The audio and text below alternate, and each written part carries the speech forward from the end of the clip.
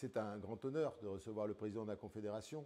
Nous avons déjà reçu des conseillers fédéraux, mais jamais le président en exercice. Donc pour nous et tous les collaborateurs, c'est une grande fierté qui viennent nous voir pour se renseigner sur l'industrie agroalimentaire et se renseigner sur l'impact de ces deux initiatives sur notre activité.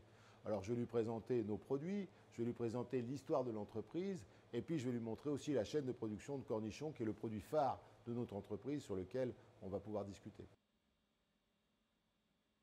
Nous faisons beaucoup de produits au vinaigre, nous fabriquons aussi des moutardes, des sauces et vinaigres, mais notre produit principal, ce sont les produits au vinaigre et notamment le cornichon que nous fabriquons ici dans cette usine à partir de matières premières soit suisses, soit importées.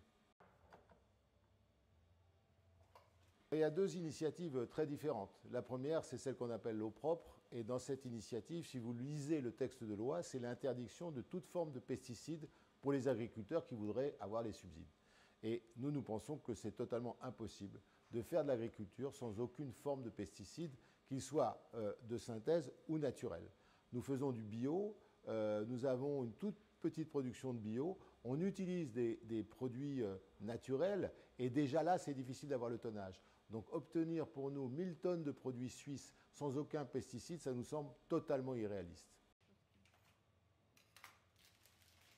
Sur cette initiative, c'est l'interdiction de toute forme de pesticides de synthèse, que ce soit en Suisse ou sur des produits importés.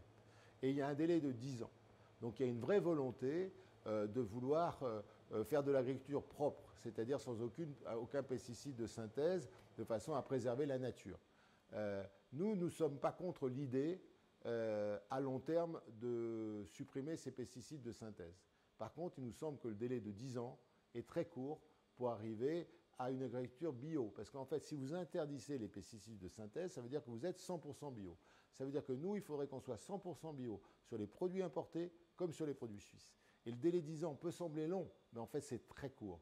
Parce que c'est 3 ans de conversion pour des terrains de conventionnel à bio, parce qu'il va falloir trouver les molécules de produits naturels pour remplacer les produits de synthèse. Donc le délai est court. C'est pour ça qu'on recommande de voter non.